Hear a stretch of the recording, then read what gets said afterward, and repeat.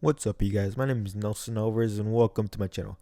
Today I'll be unboxing the Magic Mouse 2, so let's get into the video. There are two different skins for the Magic Mouse 2, Space Gray and Silver. Space Gray costs around $99 and Silver costs around $79. I don't understand why Space Gray costs more than Silver, but it's just how it is with Apple. So what's so special about the Magic Mouse? Well, the Magic Mouse gives you tons of options you can do which you can't do on a mouse. Imagine you combined the iPhone and mouse. It's pretty much the iPhone mouse, and yeah, that's what it is. The mouse comes with some instructions and a USB-C cable.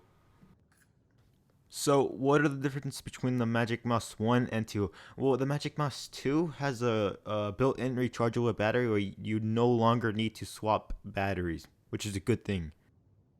Here's the bottom look of the Magic Mouse, and there's at least one slight problem with the mouse, which you can't use it when you're charging, and that's a bad thing. But the good thing is, if you charge it at least 2 minutes, it should last about like a couple hours, which I do not know if that's true or what, but it's whatever. If you want to connect your mouse, there are two different ways to connect it, which you can just connect with the USB or you can just use Bluetooth.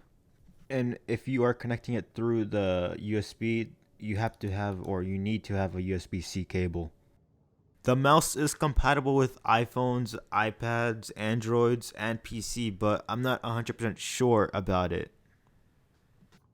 So, how do you use Magic Mouse? Well, there are multiple options, but I only know a few of them. So, scroll is by using one finger and you just slide up and down. Smart zoom is by double tapping with one finger and you can zoom in or zoom out. And that's all I know.